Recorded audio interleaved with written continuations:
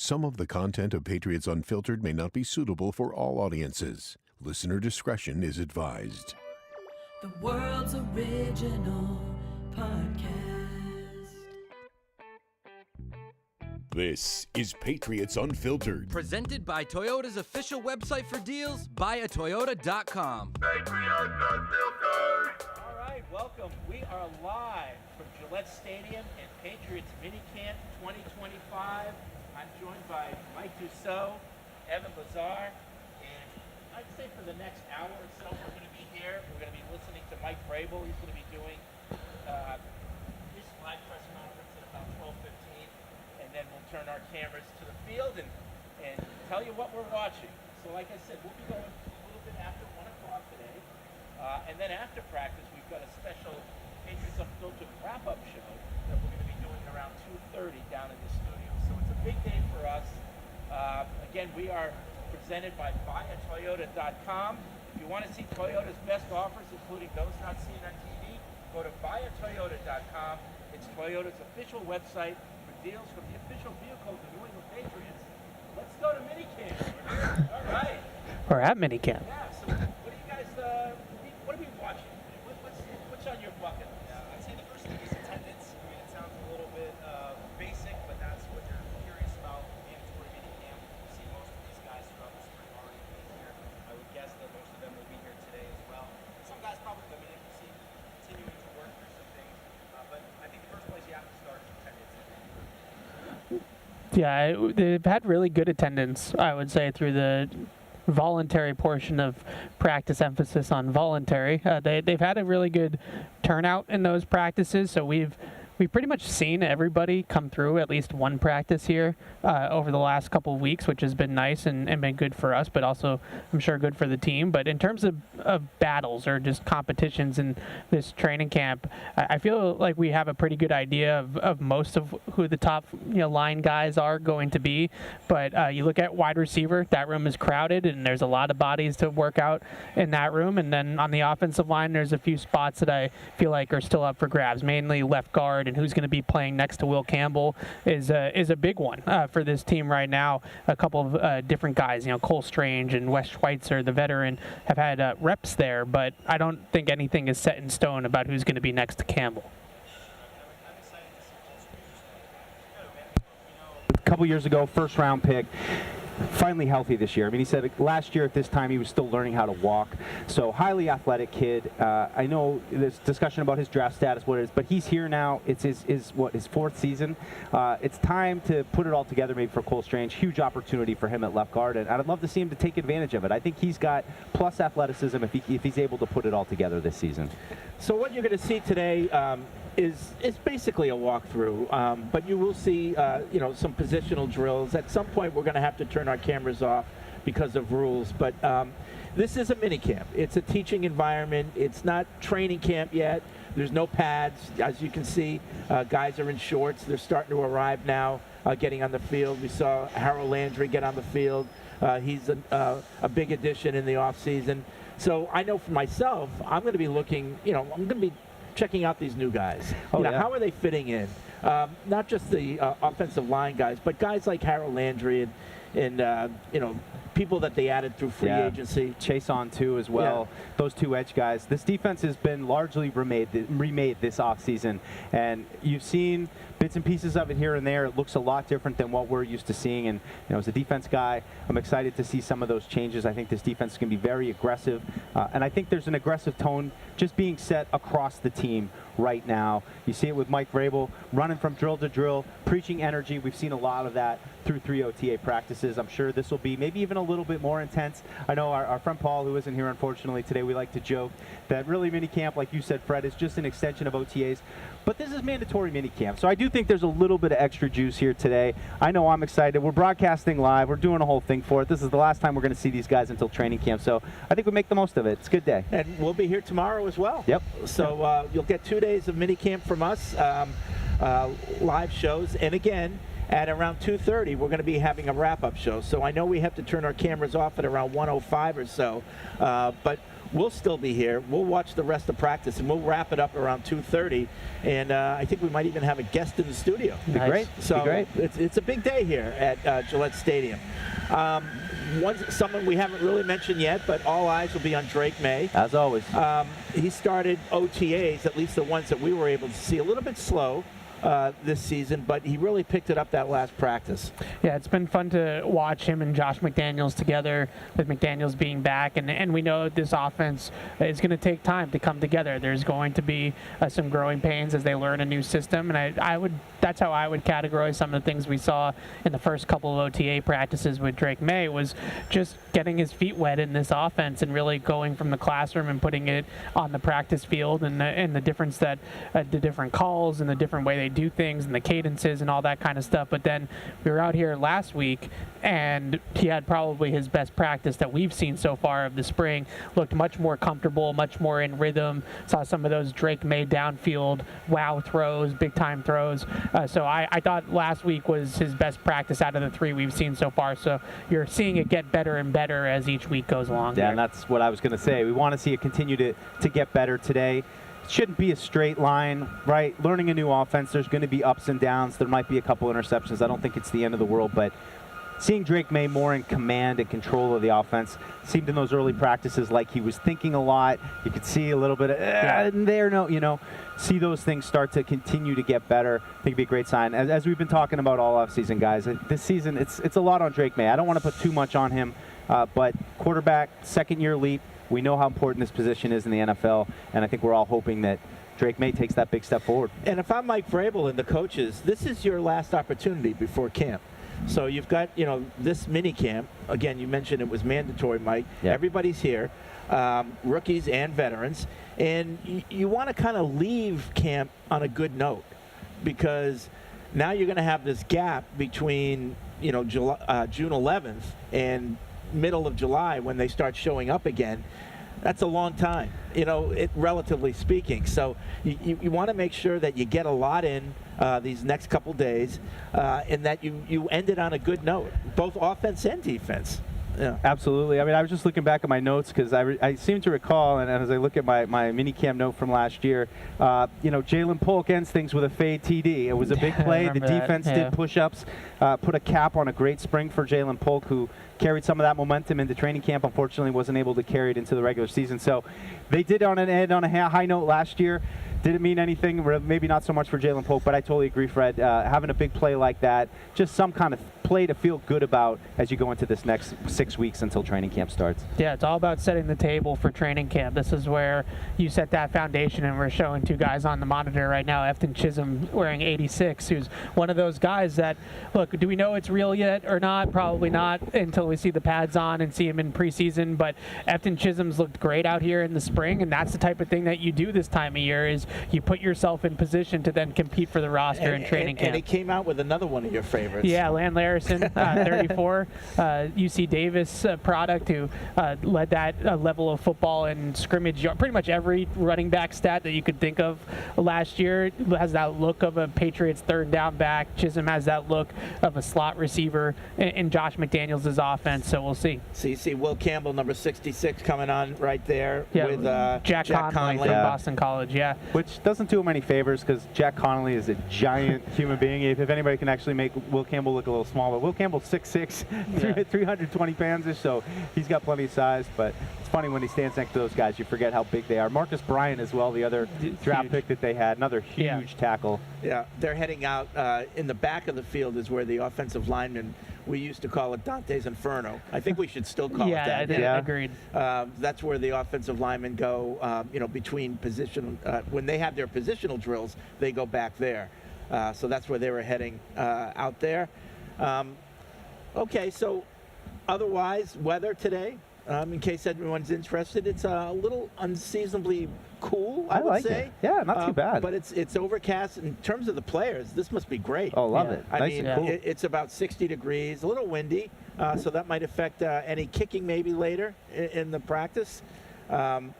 But it's great weather for the players, for sure. Yeah, last week, Deuce's boy Jabril Peppers was on Twitter saying how hot it was at one of the practices. We had that 90-degree day here in Foxborough. I think it was, last Thursday? It was pretty hot. And he was like, I think we practiced in a sauna, I think was what he tweeted. So today they'll have a nice day out here. Always good when it's overcast, too, and you're not, the sun's not beating down on you in the middle of the field. So, perfect weather. If I can jump in here real quick, we got a good shot here, right, of two rookie edge defenders, Elijah Ponder, number 91, who was an undrafted guy, and Braden Swinson as well, who was a draft pick. Just two really interesting guys. You brought in two veteran edge presence. Fred mentioned Harold Landry, Caleb Chase on both sides. They've been getting a lot of run, but I think a big question for going into camp is, can one of these two guys, or even both of them, start to find a role? I think there's opportunity in the edge position. Certainly older guys that they brought in, veterans. So some youth there. Those are two guys I'm going to be watching a lot this spring and into the summer. Yeah, especially that situational pass rusher role. Can one of those guys come in on third down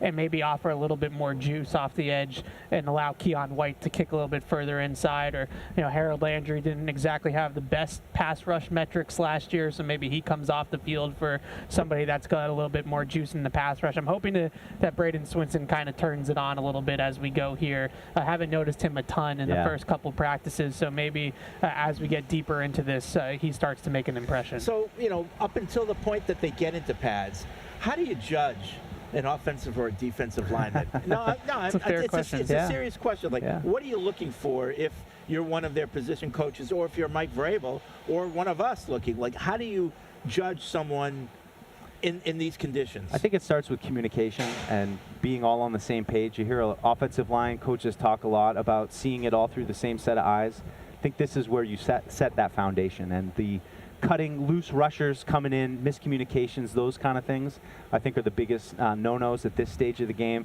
because it is really hard to judge physically how you're going to deal with your sets, and are you getting deep enough. I'm sure they go back and look at the film and they can probably judge that a little bit, but for me, I think it all starts with communication, starting to get on the same page, building that camaraderie. We've seen a lot of different rotations, different guys. Evan mentioned the battle at left guard.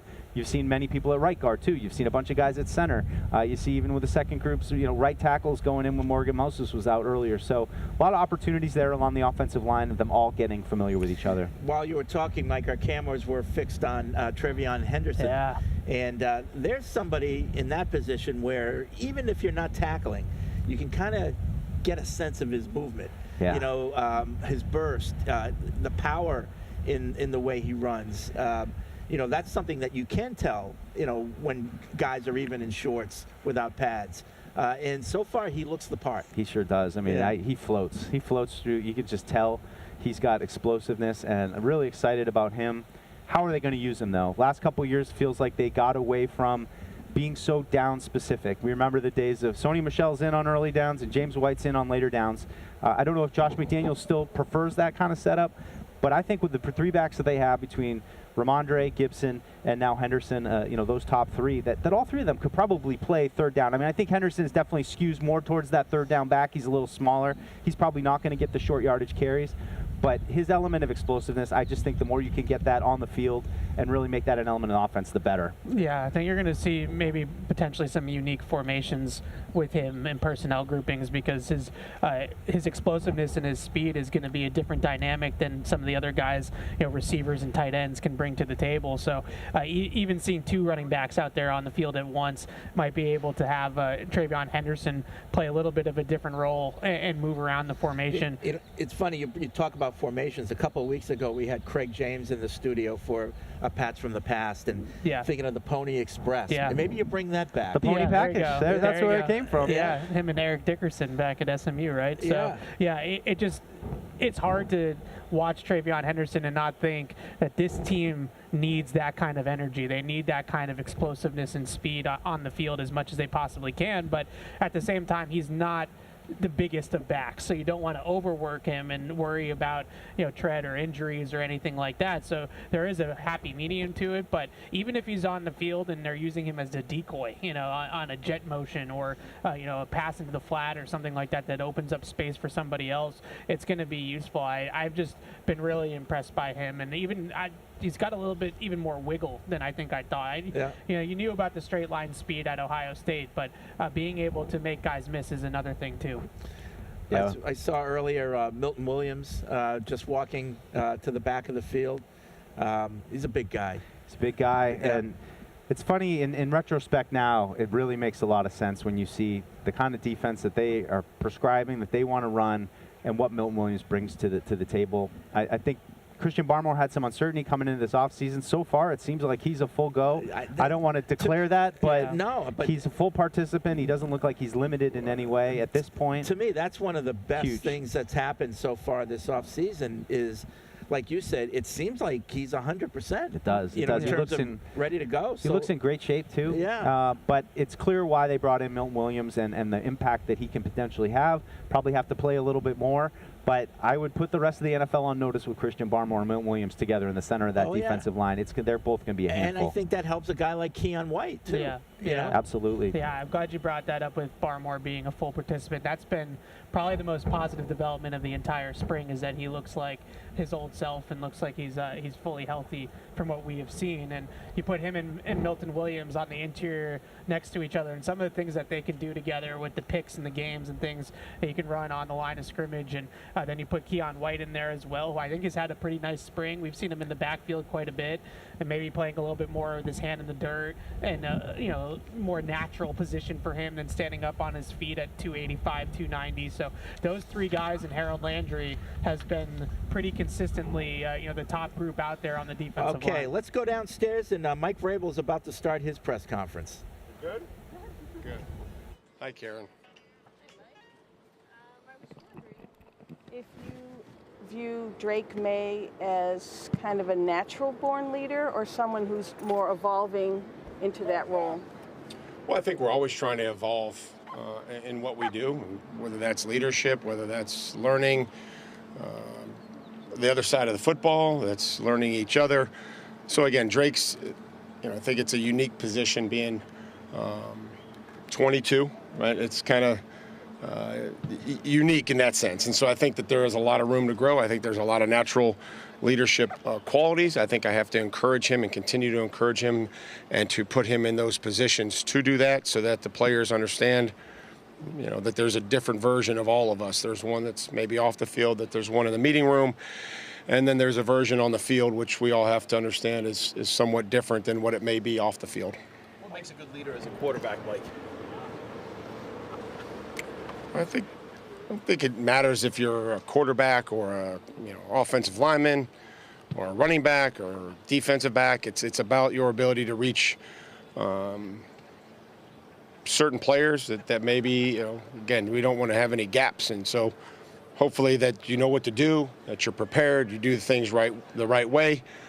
You're a good listener. I think you can adapt to what happens and adapt to the people that you're talking to, maybe based on what they need. As far as sometimes people need a little different encouraging, and sometimes you need a little bit firmer hand and maybe a little bit more firmer stance. And I think that's all important, of understanding and getting to know each person before you can start to lead them.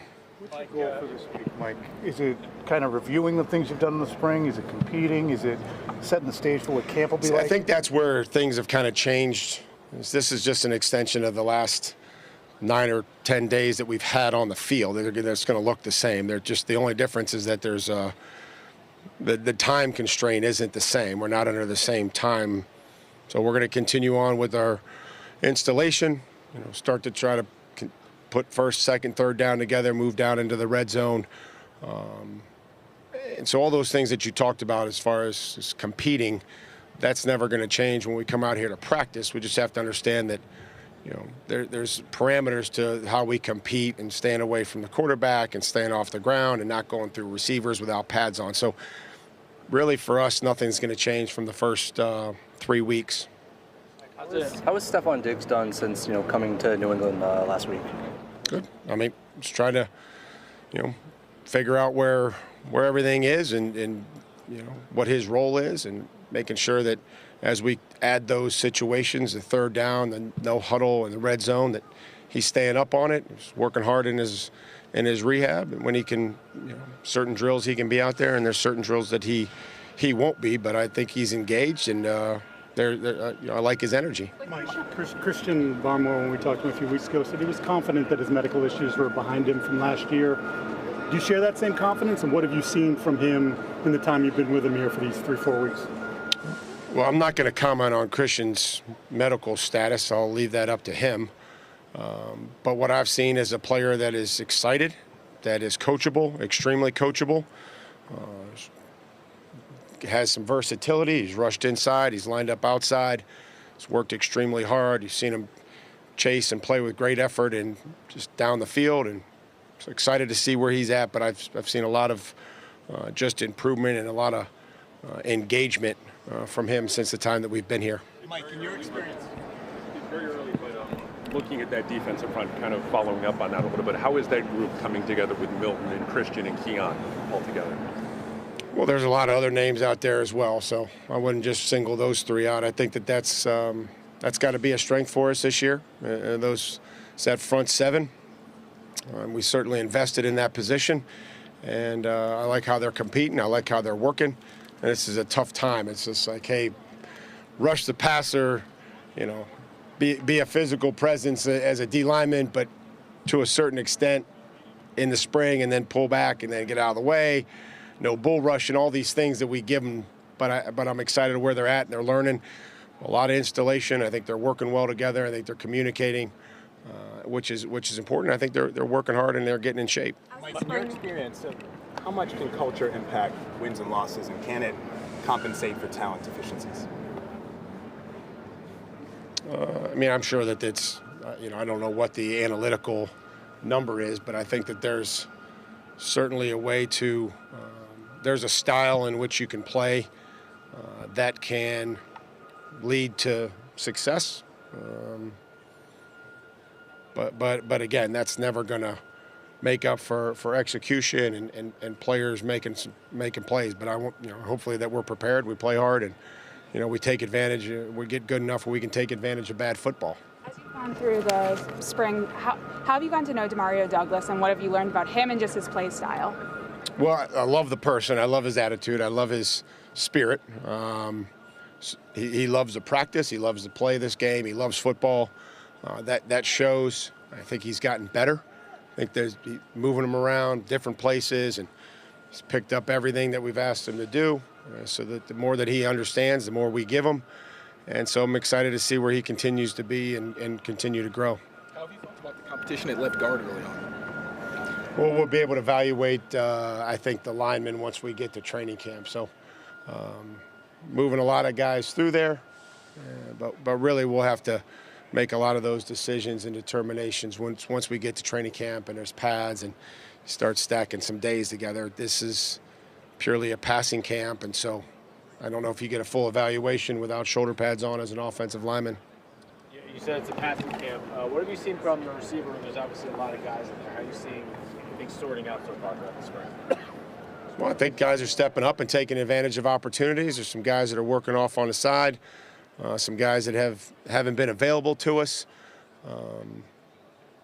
And I think that every day somebody shows us something. It's can we continue to do it consistently, right? We'll go down in the red zone and see who can kind of catch, maybe make some plays and contested catches and tight windows. And but I like how they've worked. I've liked how they've responded. Throwing a lot at them. Now with first, second, third down, and then adding red zone and no huddle. So hopefully, they're ready to go today with all those situations. Your analytics. Canceling the practice on Wednesday, is that something you've done in the past, and what's the thinking behind that? I just felt like hopefully we can get 2 good days of work here and get going on to the off-season program. And we'll still work. I just didn't want to come out. We'll be out on the field. We'll be lifting and running and meeting. How do you feel about analytics as a tool, the advent of analytics, and how much it's changed in the 15, 20 years? Some people lean on it heavily.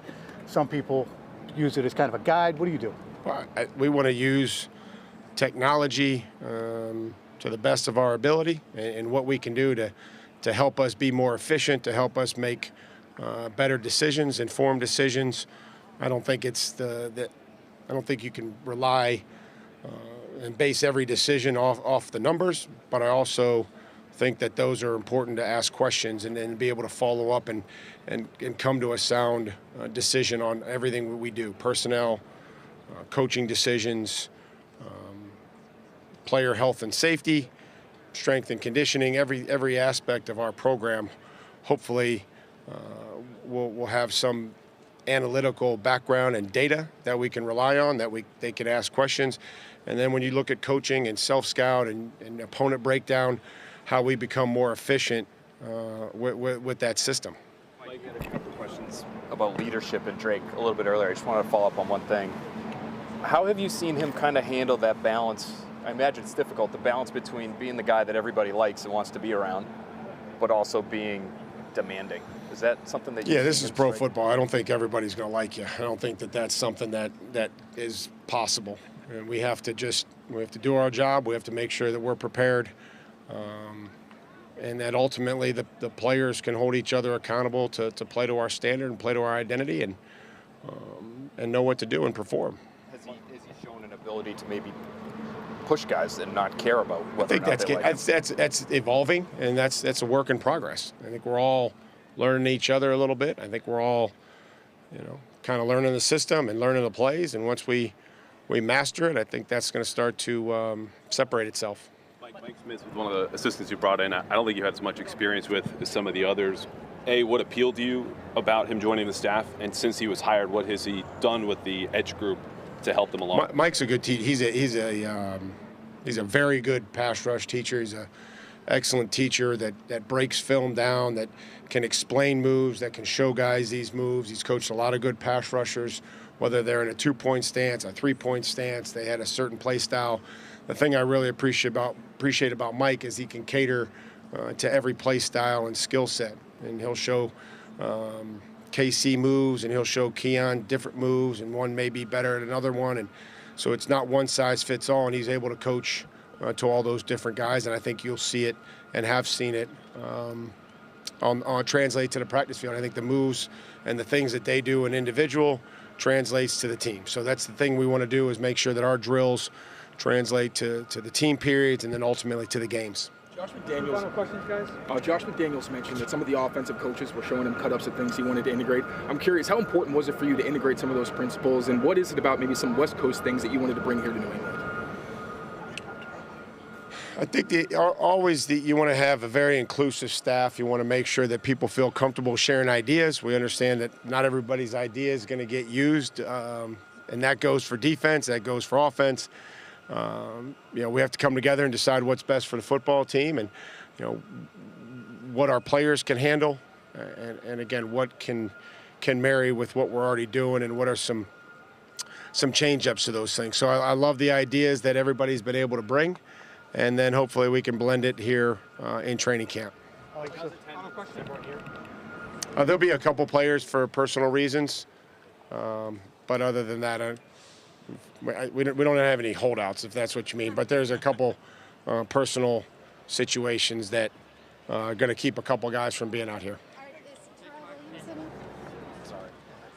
That's Mike Vrabel with his opening minicamp press conference. And I don't know about you guys, but one thing that really kind of struck me was when he was talking about Christian Barmore, and he was talking about he's coachable, he's excited.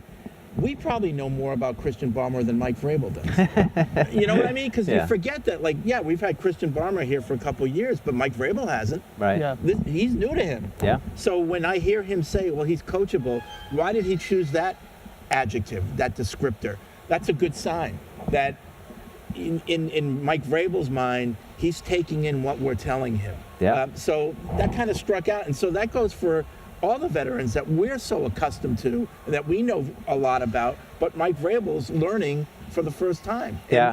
And they're learning about their coach as well. Yeah, I found myself wondering sometimes, like, a new coach comes into a system like this, you need to learn a lot of the players you're going to have. So what's that study like, breaking down your players that you're going to have? But you're right, Fred, as the head coach, he's got a lot to do. Great to hear that perspective on Barmore. Didn't anticipate he was going to dive too much into the problems and, if they're behind him or not. But overall, he's out there. He's out here again today. I heard Mike too mention at the end some of the guys that I haven't checked off yet.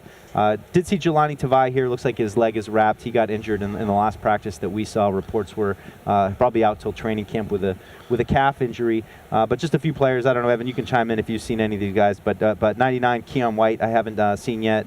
69 Cole Strange. Matt Collins, we haven't really seen him all spring. He's been essentially a coach working with some of the players. He's been around, but not in pads. And the last one I have is Miles Battle and Wes Schweitzer. So just a handful of guys who have been around. But Keon White and Cole Strange, probably the most notable two guys that we haven't checked off yet, might be the two that Mike was talking about. And it's funny, you know, what a difference from the past here when Vrabel gets right to the point. No one's holding out. No one's holding That's out, what you want to know. You know, because that is really, at the end of the day, why you're asking. Yeah, you yeah. know? One other site just to share that I thought was good was Josh McDaniels walking up, talking to Stefon Diggs up the stairs. Looked like they were laughing a little bit. Josh had his arm around Stefon Diggs. So excited to see what Josh McDaniels is cooking up in the lab with Stefon Diggs. It should be fun. Well, the question with him is he going to be ready on day one? Right. But, I mean, it's amazing how ready he looks. He does. He does. Yeah, I mean, we saw him last week, and maybe we'll get to put some of the positional drills up on the screen for people, but I think everybody came away from that practice really encouraged by how Stefon Diggs was moving and how good he looked just 6-7 months off of surgery here from that ACL in October. So I don't want to put any timelines on it, as the head coach would say, but I do feel like this is way ahead of where other guys, just comparatively speaking, have been that we've experienced here. Kendrick Bourne last year and things like that, where we didn't even see any of those guys in training camp. You know, they were PUP guys, and we never really saw them go through drills. So the fact that Diggs on the screen now, number 8, like the fact that he's doing these things already is really encouraging. Not to get too excited. I mean, yeah. he's been working really hard, and if you work hard, you want Brunt Workwear. It's based right here in New England, and it makes work boots and apparel that are built for the job site. Their gear is comfortable, durable, and named after the real workers in the trades that helped design it. You can even try Brunt out on the job, and if it doesn't blow you away, they'll let you send it back. Save $10 on your first order at bruntworkwear.com/PATS or with coupon code PATS. That's Brunt Workwear. It's a new partner. Really excited. I'm excited too. Yeah. Evan's got to get some yard work going here. So The non-existent yard. Yeah. So, yeah, we can see Diggs and the other wide receivers doing their drills. This is probably the most exciting thing going on right now. I mean, it really is. And I mean, the fans are now able to see a little what we saw in the last OTA practice, which was some of the leadership of Stefon Diggs. You heard about it last year in Houston, that he was really a big part of getting guys like Nico Collins and Tank Dell up to speed. And you're seeing it here over the last 2 practices, what we've seen with Stefon Diggs, with him, working with Jalen Polk on the side, working on hand fighting a little bit, sharing his knowledge. As much as he was brought here to play wide receiver, I think there's also a big part of it of bringing some, kind of that alpha dog mentality to that wide receiver room, give everybody somebody to look up to. And look, I don't want to be a Debbie Downer or get negative on it, but there is that thing about when you have that, type of high-profile receiver, you do have to watch out because he's definitely a leader. Mm-hmm. He likes to, coach players. We've heard that from the Texans. But also, you want to make sure that he's leading them the right way. And I remember when Randy Moss was here, who was probably the greatest receiver that, one of the greatest receivers this team has ever had. He was a Pied Piper, but was he always leading in the right way? Yeah. And so I know the Patriots spent a lot of time making sure that, that was, in fact, what he was doing. So you just have to be careful, especially when practice is over. The word that comes to my mind, Fred, as I've thought about this a little bit, is jump start. And I think this offense has gone a long time without having that kind of threat that Stefon Diggs still can be. But I think you need something for Drake May. We've talked about it, like getting Drake May that weapon. Didn't really do it a couple years ago for Mac Jones in that year where you're on the QB contract. So, is Stefon Diggs going to be the long-term solution? Probably not. But I think that he has enough left that over the next couple seasons, he can jumpstart this offense and really give Drake May a reliable target that knows how to get open in key spots. There's nothing more valuable. As much as you want to, we talk about contested catch guys down the field, and I think Drake May has that skill set to hit those guys down the field. field. But at the same time, it's the guys that can get open like Stefon Diggs, absolute route technician, and he's going to be a huge help to some of these guys as they learn the playbook. He is, and when Moss was here, Brady was the guy who was kind of, I want to say his babysitter, but he was kind of the guy making sure that Moss was always focused, always engaged. I don't know if May has the time for that at this point in his career. So you mentioned, Josh McDaniels walking up the stairs, maybe he's the guy. Maybe he's the guy keeping him focused on football, at least while he's here. Because he is going to be the example for the other receivers. Yeah, his brother, Ben McDaniels, on the Texans staff, so was with Diggs last year, so there might be a little bit of a connection between those two guys already. But I think the encouraging part about Stefon Diggs is that if he's getting his targets, he's going to be happy. And there's really nobody else to throw the ball to as much as you want to throw it to Stefon Diggs. So when I don't know. The way they're talking about Chisholm, I don't know. If he's healthy and he's out there, he's going to get 100-plus targets this year easily. So as long as he's getting the ball, like any receiver of that kind of ilk, as long as they're getting the ball, I think they're going to be pretty happy, and he should get the ball a lot.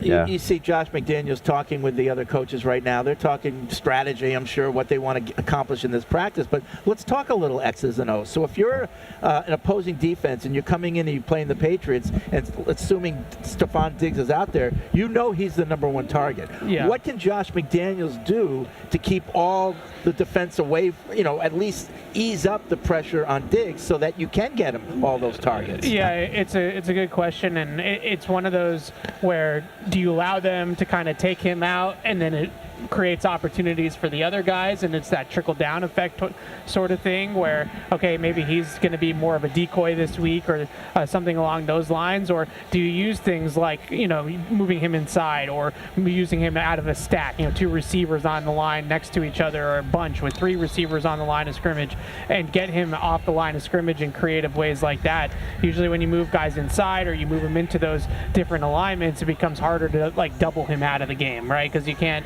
move the bracket all over the place. So how do you go about doing that? So there are ways to keep guys away from brackets or double teams, but he's going to see the opposing team's number one corner every single week, and you paid him this money because he's supposed to be able to beat those number one corners, not consistently at some sort of consistency level. So that's the hope, is that he still has that juice in the tank to go out there and get open against number one guys.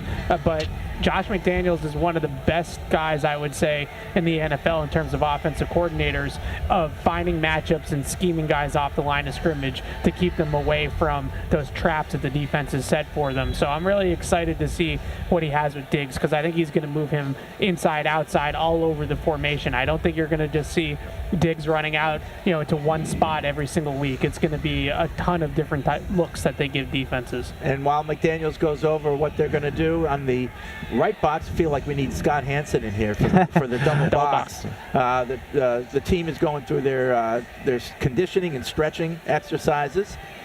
You see defense in blue, offense in white. Yeah, I did catch Cole Strange, so he is here. I caught Keon White, too. You did? Okay, that's great. Keon White's wearing, kind of a different color practice jersey. It's white and blue. It's interesting. He's special. Yeah, so that's two-way player. Maybe that's why you missed him. Yeah. Travis Hunter, eat your heart out. Well, that's good. And then it's, I guess, really just Wes Schweitzer, Tyrese Robinson. So a couple guys that have been in the mix for that interior offensive line rotation. Yeah. Again, it's these camps, you show up, you don't know who's going to be at the voluntary ones a couple weeks ago. It gives a lot of guys different opportunities. Tyrese Robinson, I remember a couple weeks ago, him getting thrown in there a bunch. So I think it's a lot of what you were saying, Fred. Even you have a sense of these guys, you study them, but give them opportunities at this point. It's good. Put them in with the ones. Give them a look. It's along those lines we talked about Efton Chisholm. I watched him a lot last practice. I got to say, the hype is real. Okay. He can get open. He has that savvy. I hesitate to jump on these guys. All right, so he comes in here. No one knew who he was, and all of a sudden everyone's talking about him because he seems to fit the part of that slot receiver. Yeah.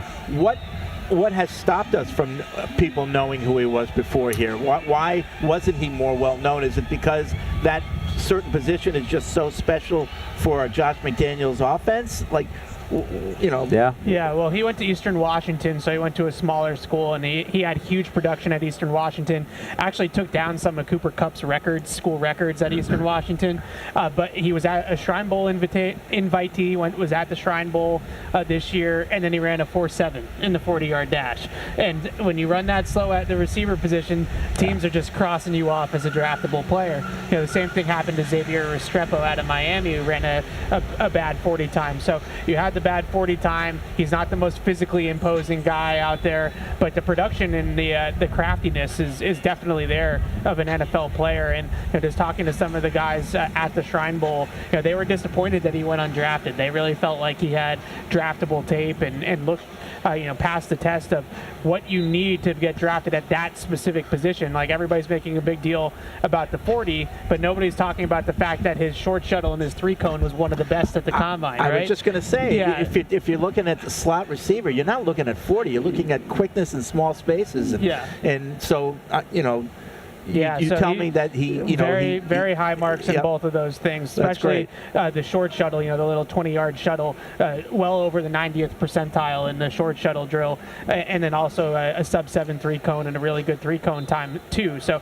you look at guys like a Wes Welker, for example, who ran in like the 4.6 range in the 40, but just had off-the-charts quickness. That definitely can translate specifically to playing in that slot role. And there you see Chisholm 86. Right there, right behind Travion Henderson. So, who knows? And who knows? And I think that the smarts is an underrated aspect of that. Really hard to judge the football smarts of guys when they're coming out. Whether it's right or not, Josh McDaniels' system has a reputation for being difficult to pick up for some receivers. So if Ethan Chisholm's really smart and is consistently in the right place where Josh McDaniels wants him to be, last week we saw him starting to get some reps with, the upper level guys, and that should only continue if he continues to play like that. And I want to talk about that a little bit. The reputation, the McDaniels offense being, complex and hard to pick up. Is it because it's just so much to absorb, or does it, especially in the position of the slot, does it rely on the player having a high football IQ and being instinctual? And that's something sometimes you can't teach. And the player either has it or they don't. A lot of, at least what in the past, it's been in the past. I mean, we don't know exactly what it's going to look like this time around, but in the past they're reading coverage. So you're sight adjusting, or you're adjusting your routes based off of, is it man, is it zone, is it one high, is it two high safeties, are they playing off, are they playing press, and everything within the route has an adjustment to what the coverage is doing. Now, when it's executed properly, it can almost be unstoppable, because guys are just breaking away from coverage all the time and finding those open areas on the field. But it takes quarterback and receiver to really see the same picture. And I remember with Brady, it was what Brady saw. It wasn't necessarily what was right.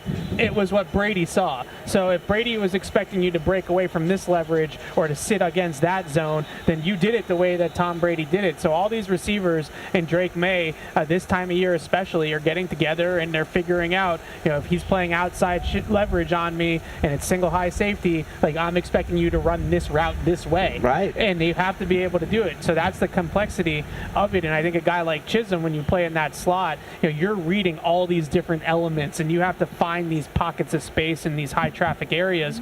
And he just has shown a knack in the spring of being able to do those sort of things. And you look at Julian Edelman, former quarterback, Jacoby Myers, former quarterback. Like, those are the guys that have really thrived in that slot role, that have that thinking man's game. And maybe Chisholm has it too. That's a good way to put it. You see the team getting together in the middle of the field here. Usually, sometimes they do this where Vrabel just kind of sets the tone. Here's what we're looking for today. Don't hit the quarterback. Don't drop the ball. Run through the play. Finish the play. Those types of things. Stay off the ground. Just a little reminder, some of the things he said in the press conference earlier, now he's probably repeating to these guys. Yeah. Just to go back to what Evan was saying real quick, I don't know how, as an offensive coordinator, you can run that kind of system that essentially is like a living thing. I mean, it adjusts, right? Like, it's a thoughtful thing, and ever go back to just run the route, buddy. I know it's covered, just run the route. I know there are other systems in the league that will ask you to convert routes or to adjust them, but as a coordinator, that's one element. I can't imagine Josh McDaniels wants to change. It's so hard to defend, like you said, Ev. If you have guys that are all on the same page, we saw it plenty of times for 20 years. When it gets going, it's impossible to defend. Yeah, and not every route is a fully an option route. Yeah. So option routes are, you basically have your carte blanche. You got your freedom to kind of get open. A lot of those option routes are, routes that like Edelman would run, right? Like that really, truly, you could break either way, and you had that total freedom. Some of these routes are just conversions, where like if this guy's playing off, I'm just going to run a hitch. But if he's playing press, I'm going to run by him on the go route. Like those things are pretty simple. It's the option routes, and those tend to be more in the middle of the field that can get overly complex. And every offense has these. I should put that out there. Like they're running this in San Francisco with Kyle Shanahan. They're running this, down in Miami with Mike McDaniel. It's just the way that it's dressed up and the way that it's presented that maybe has been a little bit more complex in the past with McDaniels. Yeah, I mean, it's a passing league, and like you said, so many teams do the same thing. It makes it really, really hard to defend. If you do it right. Yeah. And if you have a smart quarterback. And that's the hope here in New England, is that we've got one.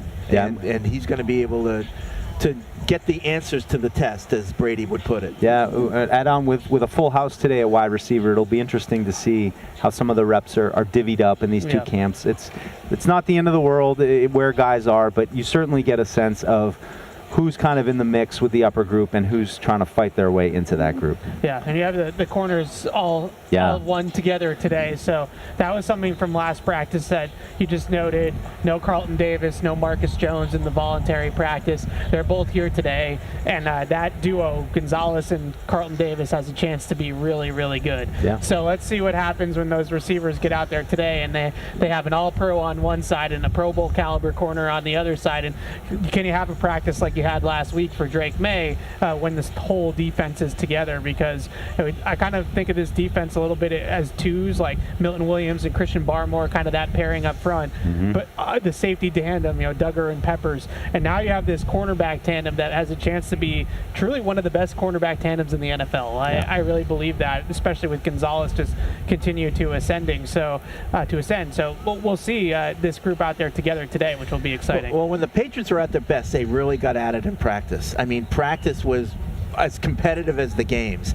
Guys like Rodney Harrison were, always chirping Brady, and Brady was chirping back. Who do you think is going to be that a-hole on defense this year that really gives Drake May the business but makes him a better quarterback? Definitely heard Carlton Davis be that kind of guy in the past. He can be a chirper. He can be someone that can do a little trash talking. Christian Barmore is known for being a little bit of a talker out there as well. So maybe in the pass rush, he gets in there and we'll let Drake May hear it. But Davis, in a lot of ways, I just think complements Gonzalez really well. Gonzalez has got that Stephon Gilmore energy, the little bit quieter assassin ninja out there, whereas Carlton Davis is that more of that stereotypical number one corner, where he's got a little bit of bravado and he's got some pizzazz to his game. He's got those long arms too. You just look at the arms on him that everybody talks about it. You can tell. You can just look at his body type that he's got tons of length and physicality and a little bit of snarl to him too. Yeah, Peppers is a little loud too. Guy I'd like to highlight though is Robert Spillane, who I think if you're just kind of tuning in to this season, he's the new man in the middle now. He's the guy that's going to be running the defense, calling it. We talked about some of the OTA practices where it seemed like he was consistently blowing up plays in the backfield. He just seemed to know what was coming. He's going to be a big part. He's a quiet guy though. I don't think he's a trash talker, but he is going to be in the backfield a lot. Hopefully this year, tackles for loss, plays on the ball. Those are the things hoping for veteran Robert Spillane, who has been just an absolute tackling beast the last 2 seasons with the Raiders. Yeah, I know a few of the Raiders writers, and they're pissed that Spillane left in free agency. Like the Raiders, you always like that when the fan base or the reporters are like, oh, you got our guy. And I remember last week he had a good practice a couple weeks ago, and all the Raiders was like, oh, what are you? That's Robert Spillane. Just he's not necessarily the biggest name or the guy that people are going to write about first, but he's always around the football, and he's got a great motor and a great instincts to his game, and nonstop hustle sideline to sideline. And he made 150 something tackles last year with the Raiders. Last 2 years, he's got over 300 tackles. Yeah, so he's going to just be a tackling machine. Yeah, and those two guys together, you just saw 53 and 54. Christian Ellis, who had a little bit of a breakout season last year. I mean, was forced into action due to injuries. Patriots wanted to re-sign him. The Raiders signed him to a deal maybe to replace Robert Spillane, and the Patriots said, you know what, we not only want Spillane, we want to keep Christian Ellis around, so he's stuck around on a 2-year deal. So long, Patriots fans have been looking for more mobile linebackers, like you said, Fred, the sideline-to-sideline kind of guys. I think this is, what this defense is going to be. It's all about speed, aggressiveness, and I'm excited to see how it all comes together. Zach Thomas is the guy that comes to mind, that sideline-to-sideline tackle machine, and people made fun of him. Well, it's all he does is make tackles. What's wrong with that? Yeah, well, I think it depends. If they're 8 yards down the field, it's one thing, but if they're 4 or 3 yards, it's another. You need some of that, too. Yeah, you do. Somebody's got to take the trash out. Right. Clean up the trash. Exactly. But that will allow, and Deuce, you pointed this out a couple weeks ago, is a great quote by Spillane where he said he wants his defensive line to get up the field and be aggressive, and he's going to make them right. And when those guys fly up the field, it's going to be hit or miss sometimes because you are being overly aggressive. And if he can just be that guy that makes sure that it's an 8-yard run and not an 80-yard run, then that's exactly what they need. They don't necessarily need him to make all the splash plays in the backfield. They need somebody that's going to mitigate damage in the middle of the defense, and I think that's why he's here. And he even said it. He said, "Let these guys up front make those plays. I'll clean it up. I'll get you right." Because we talked about it at the top of the show. There is some talent here in the defensive line. They should be making some plays this year. And so then you have guys like Spillane behind them. That's on paper, it looks like a pretty good front seven. Mike Vrabel just said it. It's got to be a strength of our team. That's exactly what he said at his press conference, and he's absolutely right. And you look at the stats last year, last in the league in sacks, towards the bottom of the league in pressure rate. They have to find a way to get after the quarterback. And I remember back in January, that was one of the first things he said at his introductory press conference is affecting the other team's quarterback, and pressuring the other team's quarterback is such a big part of playing good football in today's NFL. And they went out and they signed probably the best pass rusher in free agency in Milton Williams, and they bring in a familiar guy in Harold Landry who, back in this system, I think you hope that maybe his pass rush production goes back to what it was 2 years ago with Vrabel in Tennessee. So even though the metrics don't look great for Landry last year, remember there was a scheme change, there was a coaching staff change, there was a lot of different things that they were asking him to do, just technique-wise and schematically, that now that he's back home in this deep Vrabel defense, hopefully we get the guy of Harold Landry, who was a Pro Bowl caliber player for the Titans for a couple years there. Just to echo, I know you already said it earlier, but it just puts a focus on Swinson for me. Trying to get some young legs in there. I don't think you want Harold Landry playing every snap, even if he's being productive. You're going to need a third or fourth rotational guy. Keon White, we've seen him show some flashes, mostly from the inside. How's he going to play on the edge? Chase on more of a DPR, designated pass rusher last year, playing across from Max Crosby. When he was on Patriots Unfiltered, he told us he knew he benefited a little bit from that.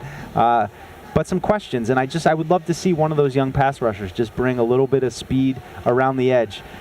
Like a guy like Josh Uche, he had a very specific role, but I'd still love to have somebody like that with some speed, third downs. Little special teams practice here. Marcus Jones returning punts. Yeah, good to see him. He's been a little bit in and out. Don't know if he was dealing with anything. I know Kyle Duggar and Michael Wenyu, probably the two most significant players that seem like they've been limited. They're still kind of working back from some things. Kyle Duggar's been out here almost every time. Just haven't really seen him do much. He's coming off that ankle injury last year, and the hope with Duggar is that it was the ankle that led to the season he had last year, and if he gets back 100% healthy, then starts playing like the guy we saw in 23 instead of 24, and now you have that back in the mix with him and Peppers back together and playing good football again. You can be encouraged by that too, if you want. But I'm interested to see what happens with Marcus Jones in this defense. Is he going to be the full-time slot corner? Do they really want a bigger body type in there? Because they've talked about that a little bit. Drafting Craig Woodson maybe in the 4th round as a slot safety that could be a little bit more sturdy at that position on early downs. So we'll see. It's fun to watch those three, Davis, Gonzo, and Marcus Jones play man coverage, because they can all play man at a really good level. But is that a full-time role for Marcus Jones. He's obviously going to return punts, and he's going to have a role on this team as a primary punt returner and defensive back. But is he a starter in this defense? I mean, maybe he's just a piece, in the workbench. That when we need him, when we've got a small shifty slot that he lines up well with, he might play a little bit more. Or when you need that double team because there's just elite speed that you're going up against, and you have him double with somebody else. Maybe more of a man zone thing where he kind of trails the guy into different zones. He's sticky. I mean, I like that him coming out of college. I mean, he obviously has a little bit of a size disadvantage, but I'd connect that slot position to the safety position, and we've heard plenty of coaches getting asked about to Duggar and Peppers. Does that fit the kind of free safety, strong safety mold you might want? Right. But there's a lot of guys, Jalen Hawkins, who played a bunch last year, Marcus Epps, who came in from the Raiders. He's been a starter, a little bit more of a free safety guy. Del Pettis, who played a big role for the Patriots on special teams last year. Craig Woodson, you mentioned, drafted. I mean, that's 6 guys right there that there's all some kind of argument for that these guys should play and should play on defense. But how do the coaching staff see it all coming together? What picture are they imagining? That's where that slot position, whether it's Marcus Jones or Isaiah Bolden or Craig Woodson, that's where the defense will really get interesting to me. How do they want to play? Do they want to play more speed? Do they want more size from that slot position?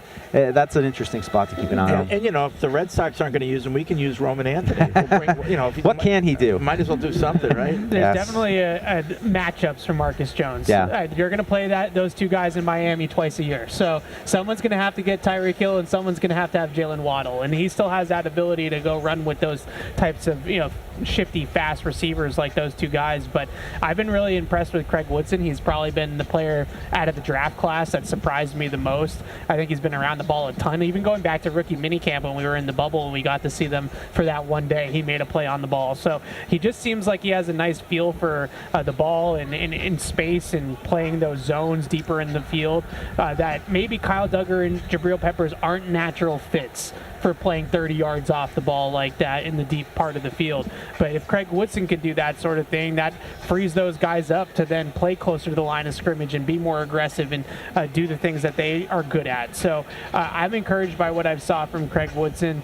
There was a lot of talk about him being maybe the one consensus reach that they made in this draft, and he's been impressive, I thought. Well, that's so the far. kind of thing where, when you see a guy like that in the spring, then you keep your eye on him in the summer. And if they start using him running with the ones a little bit, then maybe they saw what you saw, and okay, we want to see a little bit more of this guy playing, against the ones, I should say.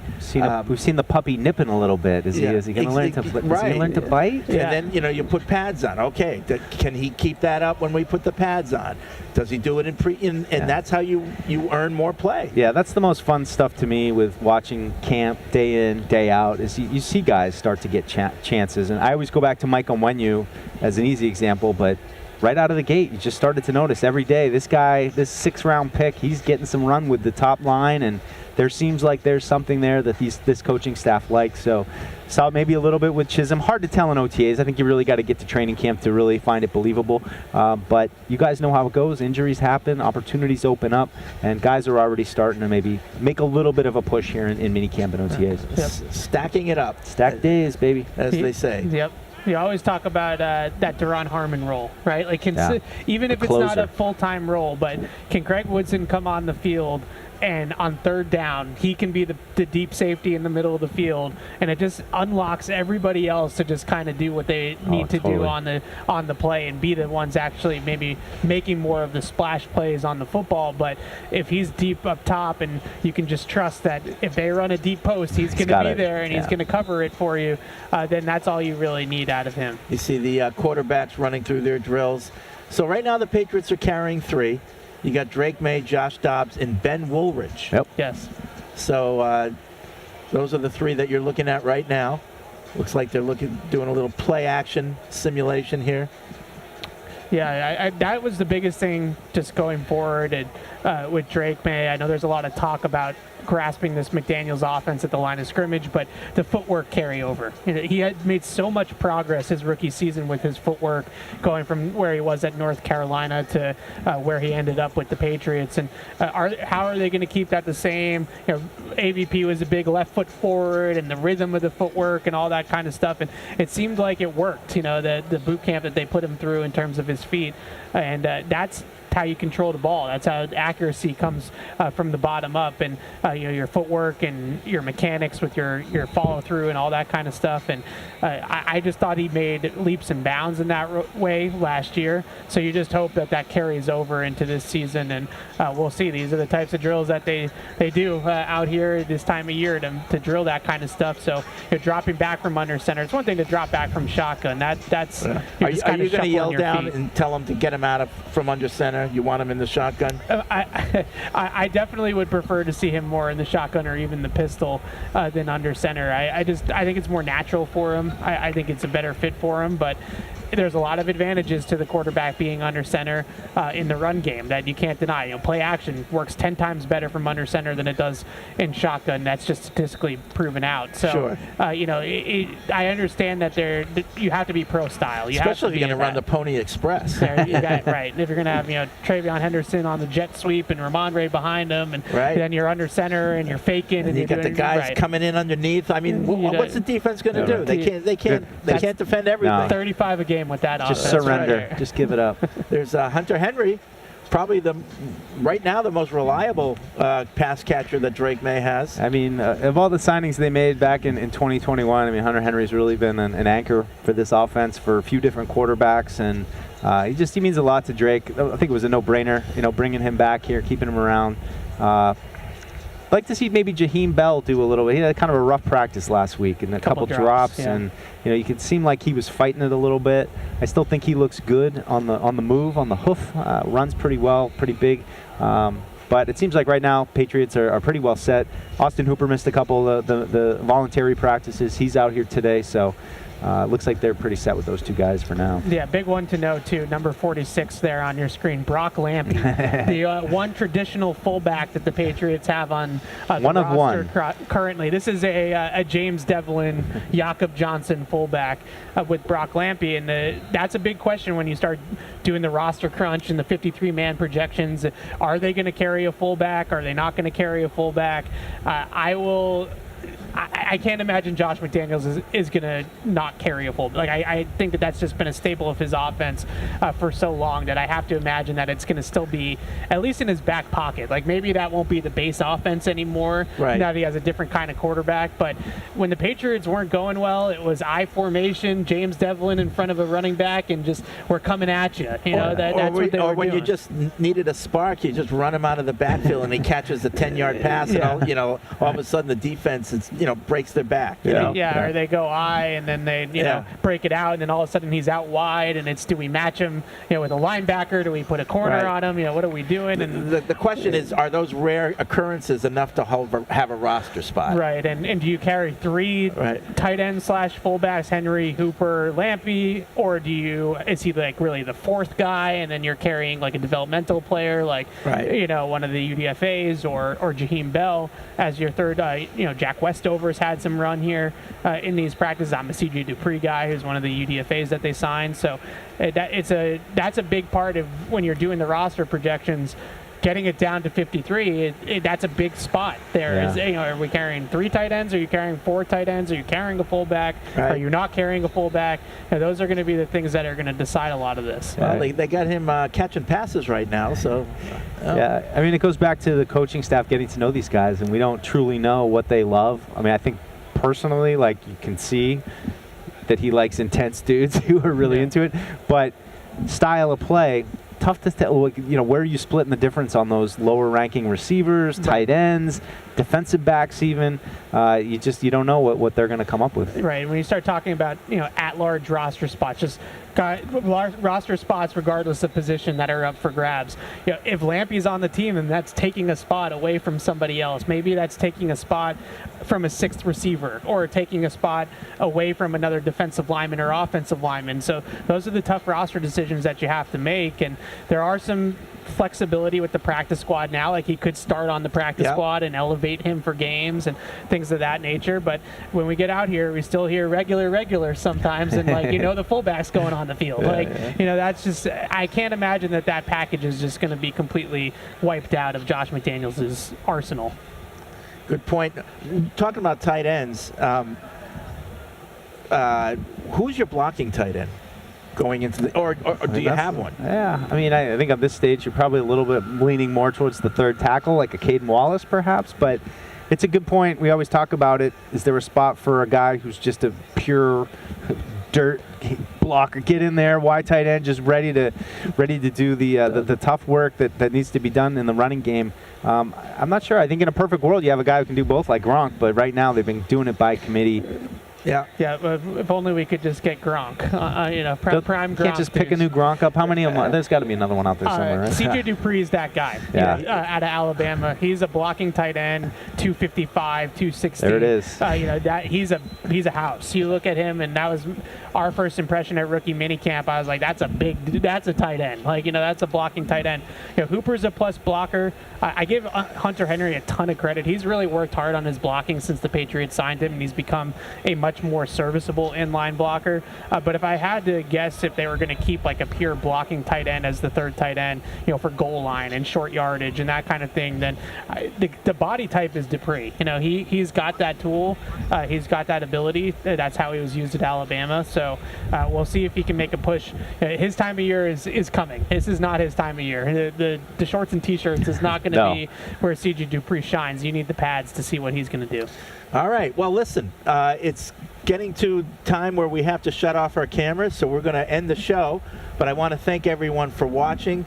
Practice will continue, and we'll continue watching practice. What we're going to do is we're going to go into the studio at 2:30. We'll wrap up everything we see. So thanks for watching. We'll be back tomorrow, same time. Hey, this is Deuce. Thanks for tuning into the show. If you really want to help us, make sure you like us wherever you get your podcasts, like Apple Podcasts or Spotify. Also, make sure you follow us on the New England Patriots YouTube channel to see this show and everything else that we do here at the Patriots. Thanks a lot.